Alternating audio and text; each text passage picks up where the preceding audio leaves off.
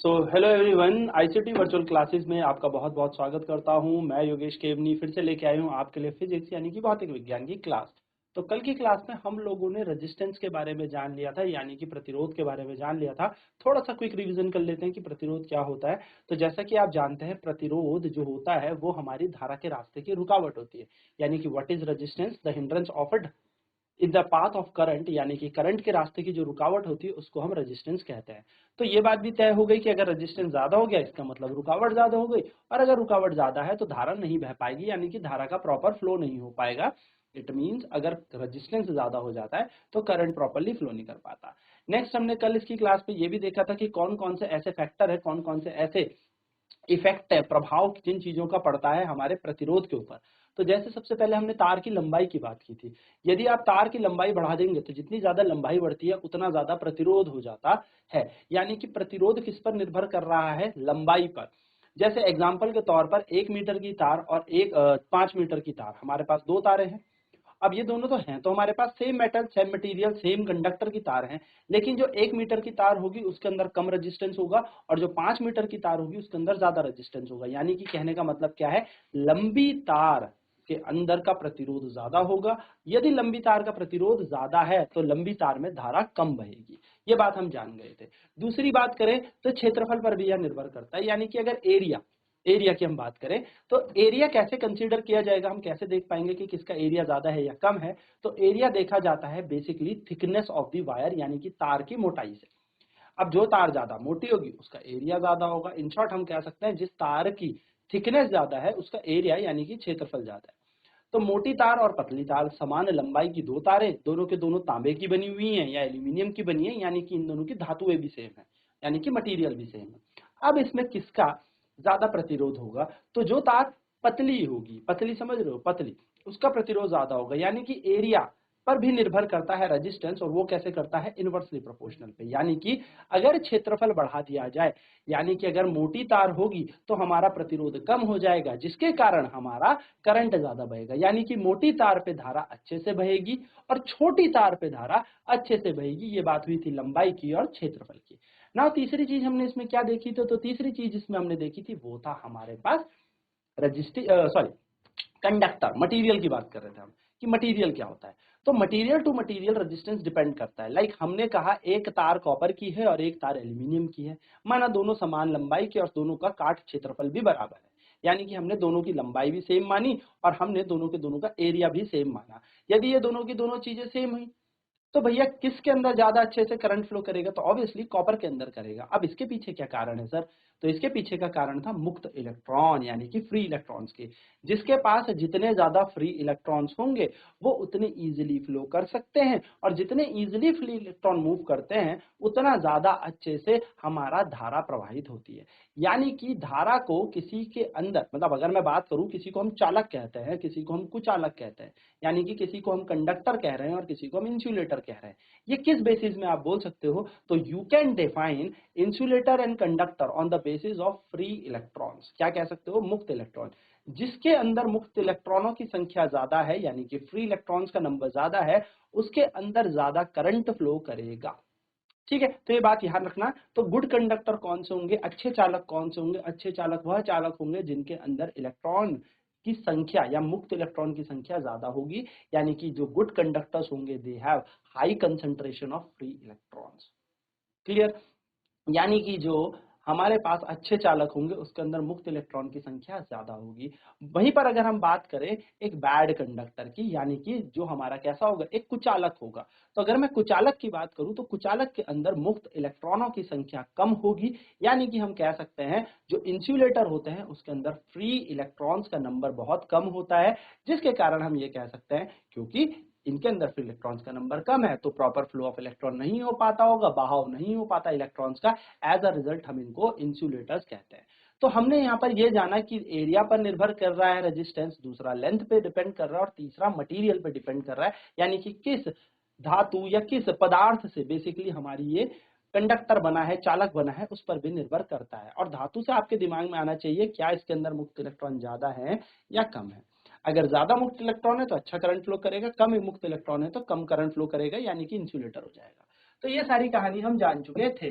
अब हम बात करेंगे, तो हमने कल ये देख लिया था कि हमने क्या किया, अलग अलग तरीके की तार, अलग अलग मोटाई पतली तार हमने किस पे जोड़ी, एक सर्किट पे जोड़ी, और तब जाके हमने एमीटर की एक रीडिंग नोट की, यानी कि एमीटर की हमने क्या नोटिस की, रीडिंग देखी। अब उस रीडिंग के अनुसार हमें पता चल गया, अच्छा इससे तो ज्यादा अच्छा करंट फ्लो कर रहा है, ओ हो, इससे कम करंट फ्लो कर रहा है, इसका मतलब जिससे कम करंट फ्लो कर रहा है उसका प्रतिरोध ज्यादा है। ठीक है, अब बात करते हैं आगे की। तो हमने ओम्स लॉ लगा के सब कुछ सीख ही लिया था। तो हमने यहाँ पर अब बात करेंगे किसकी, कि कैसे ये निर्भर करता है और क्या सूत्र बनता है। जैसे कि अब हमारे पास डिस्कवरी होने वाली थी प्रतिरोधकता की, हमारे पास खोज होने वाली थी प्रतिरोधकता यानी कि रजिस्टिविटी की। अब ये कैसे पता लगा, तो जैसे कि मैंने आप लोगों को बताया कि मटेरियल पर निर्भर करता है हमारा रेजिस्टेंस, यानी कि पदार्थ पर हमारा प्रतिरोध निर्भर करता है। तो हमने एक चीज देखी, यदि तार की लंबाई बढ़ा दी जाए तो प्रतिरोध बढ़ जाता है, और हमने एक चीज देखी, यदि तार का एरिया यानी कि काट क्षेत्रफल कम कर दिया जाए तो हमारा प्रतिरोध कम हो जाता है, या इनवर्सली प्रोपोर्शनल है, यानी कि एरिया बढ़ाने पर रेजिस्टेंस कम हो जाएगा, लेंथ बढ़ाने पर रेजिस्टेंस बढ़ जाएगा। क्या ये दो सूत्र हैं हमारे पास, क्या हमारे पास दो सूत्र हैं? हाँ है सर। इन दोनों सूत्रों को हम आपस में तुलना कर लेते हैं, इन दोनों को कंपेयर कर लेते हैं। तो ऑन ज्वाइनिंग और comparing it will be L by A। भाई बिल्कुल गणित कहती है जो ऊपर है वो ऊपर आ जाएगा, नीचे वाला नीचे आ जाएगा, सिंपल एज इजी। अब प्रोपोर्शनल आ गया। प्रोपोर्शनल का मतलब क्या होता है, ये इसके समानुपाती है, और जब भी भौतिक विज्ञान में या मैथ्स में आप प्रोपोर्शनैलिटी का साइन हटाएंगे तो there should be a constant, यहाँ पे एक नियत राशि आएगी जब भी आप इस समानुपाती के चिन्ह को हटाएंगे।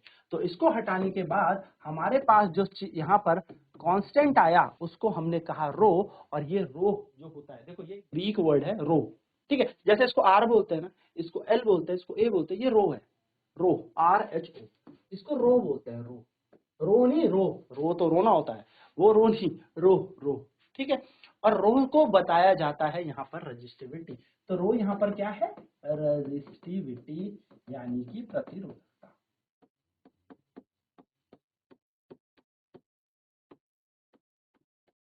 तो रो हमारी रजिस्टिविटी होती है और इसको हम प्रतिरोधकता कहते हैं, ठीक है। तो सेम चीज यहाँ पर भी बात हुई है कि हमारा जो बेसिकली रेजिस्टेंस है यानी कि जो प्रतिरोध है वो किन किन चीजों पर निर्भर कर रहा है, तो प्रतिरोध निर्भर करता है लंबाई, चालक की लंबाई पर, ठीक है, चालक की लंबाई पर निर्भर कर रहा है, क्षेत्रफल पर निर्भर कर रहा है, काट क्षेत्रफल पर, क्षेत्रफल पर ये निर्भर कर रहा है, साथ साथ में ये उस पदार्थ की प्रकृति पर भी निर्भर कर रहा है कि जिससे वो पदार्थ बना है, भाई तार बनी किसकी है उस पर भी ये डिपेंड है। तो इस बेसिस में हम बात करेंगे तो मेटल के लिए यानी कि धातु के लिए हमारे पास ये देखा गया कि रेजिस्टेंस डायरेक्टली प्रोपोर्शनल लेंथ के है, यानी कि लंबाई के समानुपाती है, रेजिस्टेंस इनवर्सली प्रोपोर्शनल एरिया के यानी कि क्षेत्रफल के वक्रानुपाती है। तो इन दोनों इक्वेशन को कंबाइन किया, जोड़ा, तो जैसे कि मैंने वहां पे बताया rho R is equal to rho L upon A, तो यहाँ पर बन गया R is equal to rho L by A, जहाँ पे एल का मतलब याद रखेंगे सभी लंबाई है, ए का मतलब एरिया है।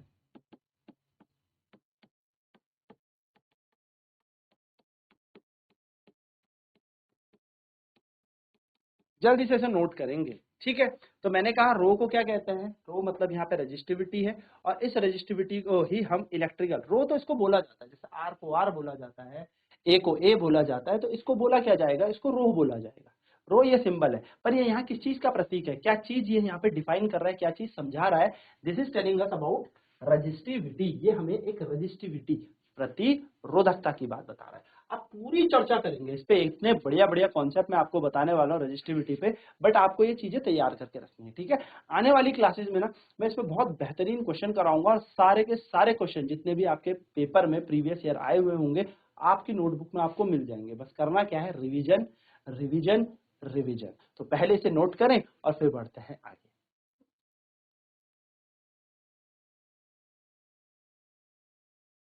जल्दी से इसे नोट करें, ए का मतलब क्षेत्रफल है, एल का मतलब लंबाई है, रो का मतलब यहाँ पे रेजिस्टिविटी यानी कि प्रतिरोधकता है, और ये सूत्र से न्यूमेरिकल पक्का आएगा एग्जाम में, ठीक है, 100% इंपॉर्टेंट, पक्का पक्का पक्का इंपॉर्टेंट है, ठीक है।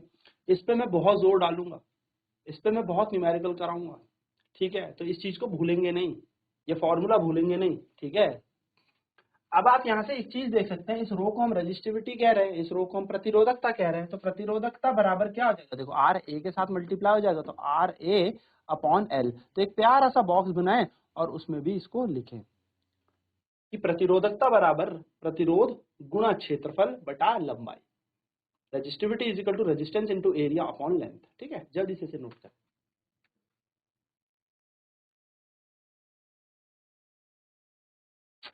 ओके, चलिए तो आगे बढ़ते हैं। तो देखो यहाँ पे यही कहानी हमें बताई गई है कि जो मेटल होता है अलॉय होता है। अलॉय आपको पता होनी चाहिए मिश्रित धातु होती है, आप लोगों ने केमिस्ट्री में भी पढ़ा होगा, मिश्रित धातु होती है। यानी कि जब दो या दो से ज्यादा धातुएं आप आपस में मिला लेते हैं तो बनती है अलॉय। अलॉय क्यों बनाए जाते हैं, मिश्रित धातु इसलिए बनाए जाते हैं उनकी मेटल से ना थोड़ी सी क्या करे प्रॉपर्टी अलग की जाए। तो इस पर चर्चा भी हम और करेंगे, अलॉय पे बात भी करेंगे कि अलॉय का क्या निकलेगा। तो metal and alloy have very low resistivity. देखो यहाँ पे क्या कह रहा है, जो धातु होते हैं और जो अलॉय होता है इनकी रेजिस्टिविटी बहुत कम होती है, इनकी प्रतिरोधकता बहुत कम होती है। तो यहाँ से एक चीज और कनेक्ट हो गई होगी आपको कि अगर रेजिस्टिविटी कम है, प्रतिरोधकता कम है, तो भी वो अच्छा चालक है। यानी कि गुड कंडक्टर की क्या पहचान है, एक अच्छे चालक की क्या पहचान है, एक अच्छे चालक की पहचान है कि उसकी प्रतिरोधकता भी कम होगी, तभी तो उसके अंदर धारा प्रवाहित कर पाएगी, तभी तो करंट उसके अंदर फ्लो कर पाएगा। तो ये बात आपको ध्यान में रखनी है। यानी कि रेजिस्टिविटी हमारी क्या होगी, कम होगी। किसकी रेजिस्टिविटी कम होगी, हमारे गुड कंडक्टर्स की। अगर कोई अच्छा चालक है यानी कि वो अच्छे से धारा को प्रवाहित करता है तो भैया उसके अंदर उसकी रेजिस्टिविटी कम होनी चाहिए। ये सिंपल सी कहानी, ठीक है। आगे आगे क्या बात कर रहा है, देखो बहुत कम रेजिस्टिविटी होती है, कितनी, 10 की घात -8 से लेके 10 की घात -6 ओम मीटर की। अभी हम इसकी इकाई की भी बात करेंगे, ठीक है। तो ये गुड कंडक्टर होते हैं इलेक्ट्रिसिटी के, जिनकी रेजिस्टिविटी, जिनकी प्रतिरोधकता कम होती है, वो एक अच्छे चालक होते हैं। अब इंसुलेटर की बात करते हैं। इंसुलेटर क्या होता है, जिनके अंदर धारा प्रवाहित नहीं होती। कुचालक क्या होता है, जिनके अंदर करंट फ्लो नहीं करता, जिनके अंदर धारा प्रवाहित नहीं करती, जैसे रबड़, प्लास्टिक, ग्लास। तो यहाँ पर हमें दे रखा है ग्लास, इन सब की प्रतिरोधकता थोड़ी ज्यादा होगी। देखो 10 की घात 12 में पहुंच गई, +12 में, 10 की घात +17 में पहुंच गई। तो याद रखिएगा आप छोटी सी बात कि जिनकी प्रतिरोधकता ज्यादा होती है वो इंसुलेटर कहलाते हैं, यानी कि वो कुचालक कहलाते हैं, कुचालक। और जिनकी प्रतिरोधकता कम होती है वो गुड कंडक्टर होते हैं, वो अच्छे चालक होते हैं। तो फैक्ट्स इसे नोट करें, फिर आगे कुछ और डिस्कशन करते हैं, फिर आगे बढ़ते हैं। जितना नोट करा रहा हूं उतने से ही काम बन जाएगा, तो टेंशन नहीं लेनी, ठीक है।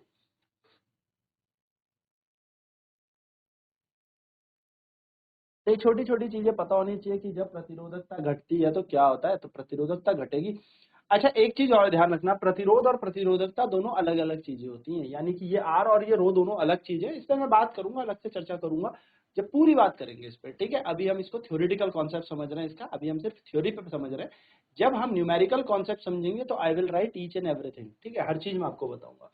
चलिए बात करते हैं आगे कि resistivity of a metal very with temperature. यानी कि अगर कोई मेटल है, मेटल बोले तो धातु है, ठीक है, अगर हमारे पास धातु है तो धातु की जो रेजिस्टिविटी है ना वो तापमान के साथ साथ बदलती है। आपको बहुत अच्छे से याद होगा ओम जी ने भी एक अपने रूल में कहा था, अपने लॉ में कहा था कि टेम्परेचर को कांस्टेंट रखना भाई। अगर आपने टेम्परेचर बदला तो काम खराब हो जाएगा। तो बिल्कुल यहाँ पे यही वाली बात हुई है कि टेम्परेचर के साथ, यानी कि मैं इसको लिख ही देता हूँ पूरा, on changing temperature, on changing temperature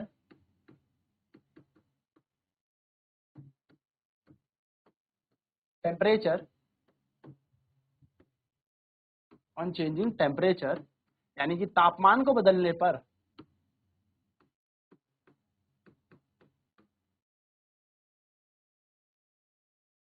resistivity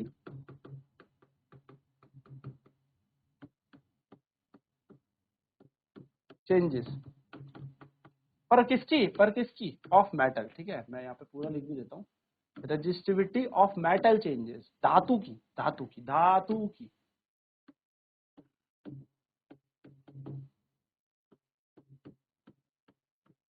क्या कह रहे हैं, तापमान बढ़ाने पर,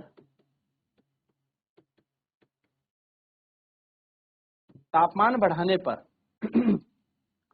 धातुओं की प्रतिरोधकता, धातुओं की प्रतिरोधकता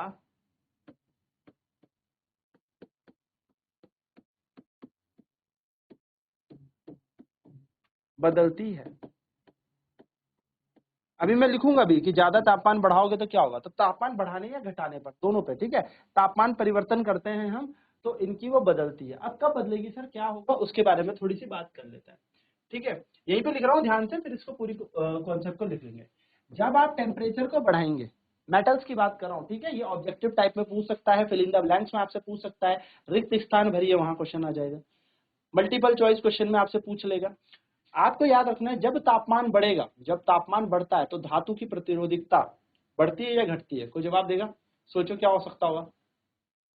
तो याद रखिएगा, जब तापमान बढ़ेगा, जब टेम्परेचर बढ़ेगा, जैसे जैसे जैसे जैसे आप तापमान बढ़ाते जाएंगे बढ़ाते जाएंगे बढ़ाते जाएंगे, वैसे वैसे हमारा रेजिस्टेंस चेंज हो जाएगा, ठीक है। मेटल के केस में क्या होगा, जब हम तापमान को बढ़ाएंगे, जैसे जैसे तापमान बढ़ाएंगे, रेजिस्टेंस भी बढ़ जाएगा, प्रतिरोध बढ़ जाएगा, ठीक है। जैसे जैसे तापमान बढ़ाते हैं प्रतिरोध बढ़ता है, ठीक है, ये बात याद रखिएगा, किसमें, धातु में। और तापमान अगर कम करेंगे तो प्रतिरोध कम होगा। ये किसके केस में है, धातु के केस की बात कर रहा हूं, फिर से याद रखना, मेटल्स की बात हो रही है, मेटल्स यानी कि धातु। तो प्रतिरोध अगर बढ़ रहा है, तापमान बढ़ाने पर प्रतिरोध बढ़ा, तो यहाँ पे धारा प्रवाहित अच्छे से नहीं होगी।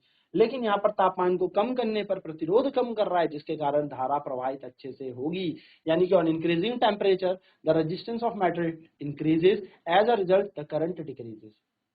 On the same time when the temperature is decrease the resistance decreases, as a result the current will increase. ठीक है, तो जल्दी से इसे नोट करेंगे। इसे नोट कर लो, इतने से काम बन जाएगा। टी मतलब यहाँ टेम्परेचर, ठीक है, ये शॉर्ट नोट्स लिखने के तरीके आने चाहिए। टी का मतलब टेम्परेचर है, यानी कि तापमान है। आर का मतलब रेजिस्टेंस है, यानी कि प्रतिरोध है।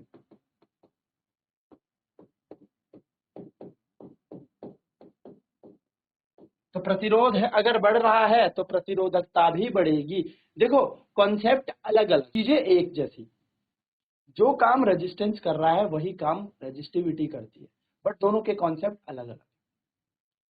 जो काम हमारा रेजिस्टेंस कर रहा है, यानी कि प्रतिरोध कर रहा है, वही काम प्रतिरोधकता भी कर रही है। वो भी तो क्या कर रही है, धारा को रोक ही रही है। वो भी तो क्या कर रही है, अगर मैं ज्यादा तो धारा को कम कर दूंगी। लेकिन दोनों का कॉन्सेप्ट अलग है, ये बात ध्यान में रखिएगा। तो लिखिए फटाफट, फिर आगे बढ़ते हैं। तो छोटी छोटी चीजें डिस्कस करने के बाद वापस बढ़ते हैं अपने थ्योरेटिकल पार्ट की तरफ, कि हम थ्योरी में थे कहाँ पे, क्या समझ रहे थे। रेजिस्टेंस की बात हमने क्या की थी, क्या होता है प्रतिरोधकता, उस पर हमने बात की थी। हम धातुओं की प्रतिरोधकता को चेक कर रहे थे, इंसुलेटर को भी चेक करेंगे, सारी की सारी चीजें देखेंगे। तो ये वही वाली बात वापस आ जाती है, ठीक है। तो देखिए आगे बात करते हैं। ना हमें पता लगेगा कि जो अलॉय होता है, यानी कि जो मिश्रित धातु होती है, उनका जो प्रतिरोध है वो थोड़ा सा ज्यादा होता है, उनका प्रतिरोधकता थोड़ा सा ज्यादा होता है। Alloy do not oxidise burn readily at high temperature. Alloy जो होते हैं एकदम से बहुत ज्यादा उच्च तापमान करने पर जलते नहीं है, फूकते नहीं है, जिनको कहते हैं ना कई बार, है ना, तो फूकते नहीं है अलॉय, क्योंकि इनके बनाने का तरीका यह है कि इस तरीके से इन्हें बनाना है कि इनकी ड्यूरेबिलिटी जो है, इनकी जो बेसिकली स्थिरता है उच्च तापमान में वो बनी रहे, ये आग ना पकड़ ले। इस तरीके से, जैसे हीटर की कॉइल होती है, हमारा हीटर जो होता है वो क्या करता है, हीटर भी तो हम जैसे बिजली जलाएंगे तो हीटर गरम गरम गरम गरम गरम होने लगेगा, लेकिन हीटर आग तो नहीं पकड़ता, वो तार गरम होती है, एकदम रेड हॉट हो जाएगी, लाल हो जाएगी एकदम, लेकिन फिर भी तार वैसी रहती है, बंद करो ठंडी हो जाती है, तो वो अलॉय की बनी होगी, ठीक है। यही बात हम करते हैं। तो देखो हमारे पास यहाँ पे अलग अलग चीजें दे रखी है हमें, जैसे मटेरियल हमें दे रखे हैं, सिल्वर है हमारे पास, चांदी, तो चांदी की प्रतिरोधकता देखो सबसे कम है। तो जिसकी प्रतिरोधकता सबसे कम हो, सबसे अच्छा चालक, सबसे बढ़िया बेहतरीन चालक होता है वो, यानी कि it is a good conductor of electricity if it has low resistivity. यदि उसकी प्रतिरोधकता कम है तो भैया वो बहुत अच्छे से करंट फ्लो कराएगा, बहुत अच्छे से। इसलिए सिल्वर सबसे बेस्ट कंडक्टर होता है ना। चांदी के प्रतिरोधकता सबसे कम है, देखो 1.60 10⁻⁻8, बहुत कम, मतलब सबसे कम है। इसकी भी देखो, कॉपर की थोड़ी ज्यादा है, 62 है। तो कॉपर से अच्छा कौन होगा, चांदी, यानी कि तांबे से अच्छा चांदी होगा।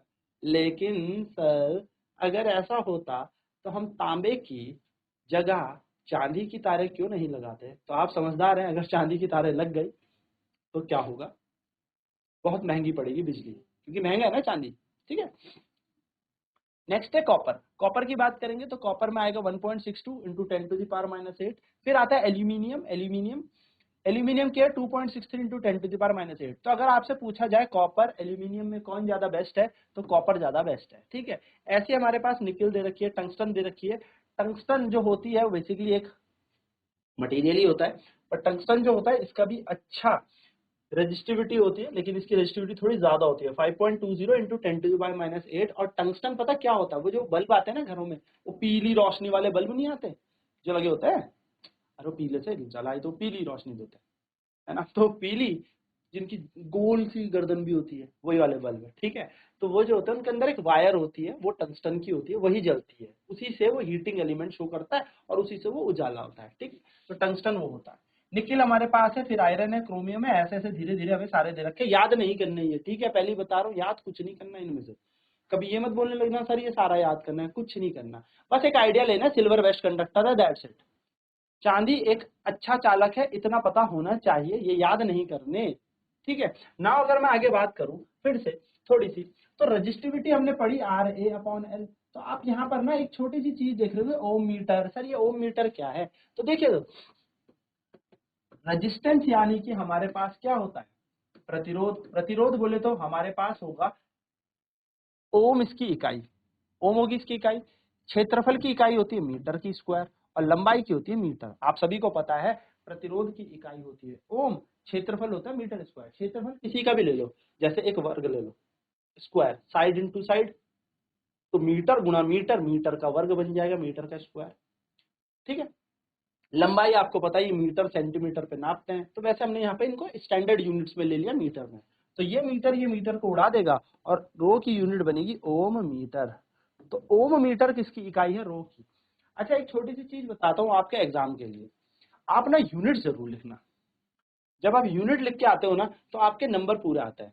अगर आपने यूनिट मिस कर दी तो आपके ना नंबर कटेंगे बोर्ड्स में। तो आपको एक छोटी सी चीज याद रखनी है कि आपको इकाइयां जरूर लिखनी है।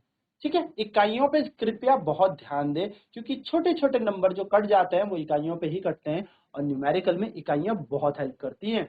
मैं बता रहा हूं, मैं आपको बताऊंगा भी कैसे। ठीक है, तो ये बात फटाफट से लिखें कि हमारी रजिस्टिविटी की इकाई यानी कि प्रतिरोधकता की जो यूनिट होती है, इकाई होती है, वो होती है ओम मीटर। तो जल्दी से इसे नोट करें।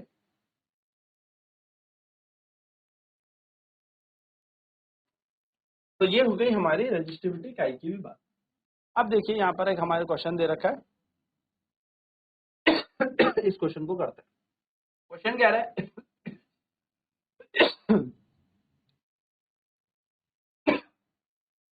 देखिए, how much current will an electric bulb draw from a 220 volt source if the resistance of the bulb filament is 1200 ohm? पहला क्वेश्चन है। सेकंड पार्ट कह रहा how much electric current will be an electric heater coil draw from 220 source if the resistance of the coil heater is 100।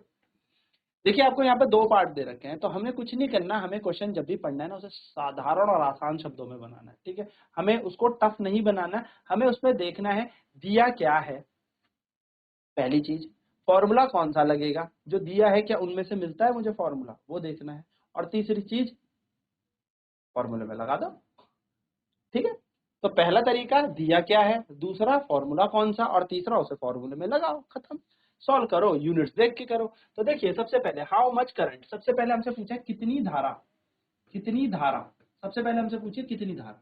ठीक है भाई, धारा हमसे पूछिए कितनी धारा। ठीक है, एक इलेक्ट्रिक बल्ब, एक बल्ब जिसपे 220 वोल्ट है, तो आपको समझ में आ रहा होगा, V का मान दे दिया 220 वोल्ट, यानी कि वोल्टेज दे दिया। अगर तार का जो बल्ब है उसका रेजिस्टेंस यानी कि प्रतिरोध जो है, प्रतिरोध जो हमें दे रखा है, प्रतिरोध हमें दे रखा है, और वो प्रतिरोध कितना दे रखा है? 1200 ओम। तो भैया V हमें दे रखा है, R हमें दे रखा है, V बराबर आई आर सर सूत्र होता है। हाँ जी, I निकालना है, V बटे R लगाओ, और हाँ जी, V का मान 220, R का मान 1200, सॉल्व कर दो। तो 220 बटे 1200, जीरो ने जीरो को मारा, दो एकम दो, दो एकम दो, दो कटेगा 60 बार। अब क्या करेंगे, 11 को 60 से भाग देंगे। मैं लास्ट टाइम फिर बताया था, इस बार फिर इस बात पे थोड़ा सा जोर दूंगा कि जो नीचे होता है ना वो बाहर आता है। ठीक है, बहुत सारे बच्चे यहाँ पे मिस्टेक करते हैं, ये मिस्टेक नहीं करनी है, गलती नहीं करनी कि कभी 60 और यहाँ 11 कर दिया, ये गलत हो जाएगा पेपर में। ठीक है, जो भी यहाँ नीचे होगा, नीचे वो बाहर आएगा, ये ऊपर वाला अंदर आएगा, याद रखना, नोट बना लो कहीं पर भी। पर मैं सच बता रहा हूँ, बहुत सारे बच्चे ये गलती करते हैं, मैं नहीं चाहता अब ये गलती हो। ठीक है, तो ध्यान रखिएगा, जो ये नीचे होता है ये बाहर है, यानी कि इससे भाग देना है 11 को। तो सर 11 को कैसे भाग दिया जाएगा, तो 60 है तो कोई पॉइंट लगाओ, जैसे ही पॉइंट लगाओगे एक जीरो बढ़ाओगे। अब 60 के पहाड़े में देखो, 6 ही तो है वो, 60 का पहाड़ा तो मुझे भी नहीं आता, पर 6 का तो आता है, तो 6 दूनी 12, तो ये तो 120 हो जाएगा, इसलिए मैं एक टाइम काटूंगा, यहाँ बचेगा 60। अब 110 में से 60 गए तो कितना बचा, 50, है ना। 110 में से जब हमने क्या किया, 60 को काटा, बचा 50, तो पॉइंट तो लगा था एक जीरो और बढ़ाओ। अब 6 अठे 48 होता है, यानी कि 6 8 48 होता है, लगाओ। हाँ सर, ये भी लगा दिया। अब 20 बचा, अब पॉइंट तो लगा ही था, एक जीरो और लगाओ, तो 6 3 18। अब ये सॉल्व नहीं हो रहा तो सर इतने में ही छोड़ दूं, हाँ छोड़ दो, क्योंकि ये चलता रहेगा और हमारा आंसर आ जाएगा 0.18। इन्होंने 2 डेसिमल ले रखे, यानी कि डेसिमल दशमलव के बाद 2 इन्होंने क्या लिए हैं, प्लेस लिए हैं, आप भी 2 प्लेस ले लो। अब धारा की इकाई क्या होती है, एम्पियर, तो आगे लिखेंगे एम्पियर। अगर किसी ने पेपर में 0.18 लिखा और घर आके बोला सर मेरा आंसर एकदम सही था, पता नहीं मेरे नंबर क्यों कट गए, समझ जाना एम्पियर के चक्कर से नंबर कटे हैं, क्योंकि आपने एम्पियर नहीं लिखा, इसलिए आपको इकाइयां भी लिखनी है। ठीक है, ये इकाइयां भी लिखनी है। तो पहला वाला पार्ट समझ में आता है, दूसरा वाला पार्ट देखो और आसान है।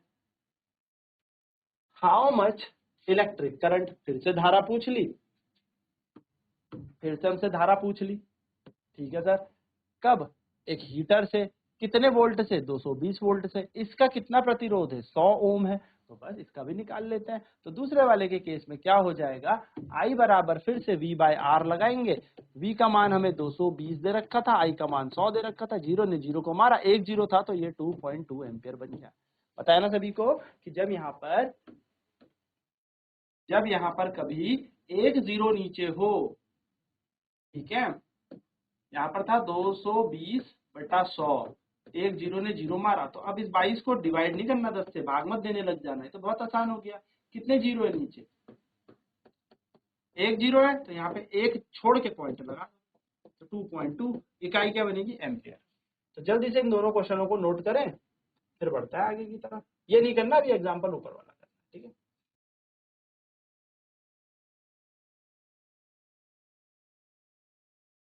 सिंपल। चलिए, तो अगले क्वेश्चन की ओर बढ़ते हैं। अगला क्वेश्चन क्या कह रहा है, तो अगला क्वेश्चन देखिए यहाँ पे क्या कह रहा है, the potential difference between the terminal of an electric heater is 60 volt.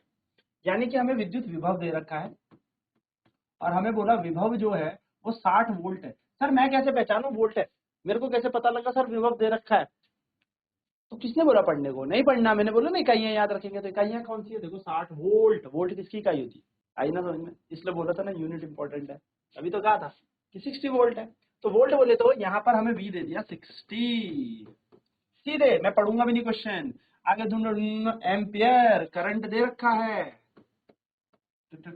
what current will heater draw if potential difference increased to इतना। अब वो कह रहा है कि इस, देखो एक हीटर था, पहले 60 वोल्ट में लगाया तो उससे कुछ करंट मिल रहा था, अब उसी हीटर को यहां से निकाला और कहीं और लगा दिया, तो हीटर तो वही है, हीटर तो नहीं बदला, हीटर तो यहां से हटा के दूसरी जगह लगा दिया, यानी कि अगर हीटर वही है तो उसका प्रतिरोध वही रहेगा। तो हम पहले केस में इसका प्रतिरोध निकाल लेते हैं, 60/4। सर कैसे निकाला, V = IR, सूत्र लगा के, घटा 15 ओम। अब ये 15 ओम का हीटर हमने यहां से निकाला और कहां लेके गए, 120 वोल्ट के पास। तो उसने बोला what current will heater draw if potential difference is increased to, यानी कि 2, कितना हो गया, अब 120 वोल्ट हो जाए तो कोई फर्क नहीं पड़ता। अब अगर इस हीटर को हम V बराबर 120 वोल्ट पे दे जाए तो धारा कितनी होगी, V/R, 120/15, 15 8 120, तो 8 एम्पियर की धारा होगी, खत्म, इजी। तो आप जब इस हीटर को यहां से निकाल के दूसरी जगह लगाएंगे तो जो प्रतिरोध रहेगा वो सेम रहेगा। तो आपसे पूछा यहाँ इस पे इतना करंट दौड़ रहा था, अब आप बताओ जब इसको बढ़ा के कहीं और ले गए तो कितना करंट दौड़ेगा, तो वही आपसे पूछा था। चलिए जल्दी से इसे भी नोट करें। तो आज की क्लास में हम लोगों ने बहुत सारी चीजें डिस्कस कर ली थी, जैसे हमने ओम का नियम देखा, फिर ओम के नियम के हमने क्वेश्चन भी किए। उसी प्रकार फिर हमने प्रतिरोधकता देखी, प्रतिरोधकता में हमने प्रतिरोध के बारे में जाना, वो फैक्टर्स देखे जिसपे प्रतिरोध बेसिकली निर्भर कर रहा है, यानी कि we have seen those factors in which the resistance is depending. First one is area, second was length and third one was the material of the conductor, यानी कि रेजिस्टेंस यानी कि प्रतिरोध किस पे निर्भर कर रहा था, वह निर्भर कर रहा था पहले तो काट क्षेत्रफल पे, दूसरा हमने लंबाई देखी और तीसरा देखा उस पदार्थ की क्या नेचर है, प्रकृति है। ठीक है, तो फिर उसके बाद हमने ये क्वेश्चन किए और ये सारी की सारी चीजें देखी। तो आपको ये याद रखना है, आपको रो के बारे में बताया। रो जो होता है वो होती है प्रतिरोधकता। मैंने कहा था प्रतिरोधकता जो होती है वो कांस्टेंट ऑफ प्रोपोर्शनैलिटी होती है। अभी रो पे और चर्चा भी करनी है, रो के बारे में अभी पूरा पोस्टमार्टम कर देना एकदम रो का अच्छे से, कि क्या होता है रो, क्या क्या क्वेश्चन इस रो से बनते हैं, ये प्रतिरोधकता है क्या। और मैं बता रहा हूँ मैं सारे न्यूमेरिकल क्वेश्चन आपको करा के भेजूंगा आपके एग्जाम पे। ठीक है, बस पढ़ना आपने है, अच्छे से पढ़ना है। ठीक है, अच्छा, तो बात फिर हमने की ओम्स लॉ पे, फिर हमने प्रतिरोधकता देखी। प्रतिरोधकता का सूत्र होता है आर ए बटा एल। सर आर ए बटा एल है तो इसकी इकाई होती है ओम मीटर स्क्वायर बटा मीटर, मीटर से मीटर कट गया तो ओम मीटर इसकी इकाई थी। फिर हमने इसके न्यूमेरिकल भी देख लिए कि किस तरीके से ओम के नियम पे न्यूमेरिकल बन सकते हैं। तो हमें V बराबर आई आर तो भूलना नहीं है, ये तो हमारे लिए भाई रामबाण है। ये सूत्र हमारे लिए बड़ा इंपॉर्टेंट है और ये क्वेश्चन या तो सीधे पूछ लेता है what do you mean by Ohm's law, आप ओम्स लॉ से क्या जानते हैं, दूसरा आपसे युक्त न्यूमेरिकल दे देगा। ठीक है, और आगे अभी जब हम तारों के संयोजन को भी पढ़ेंगे, यानी कि रेजिस्टेंस इन सीरीज और पैरेलल पढ़ेंगे, यानी कि प्रतिरोध को श्रेणी क्रम और समांतर क्रम में भी पढ़ेंगे, वहां पर भी ये हमारे काम आएगा। ठीक है, तो आई होप ये सारी की सारी चीजें समझ में आ गई होंगी, क्लियर है। ओके, तो सारी चीजें समझ में आती हैं तो आईसीटी वर्चुअल क्लासेस से जुड़ने के लिए धन्यवाद। मिलते हैं नेक्स्ट सेशन में, तब तक ख्याल रखिए अपना, बाय बाय, टेक केयर।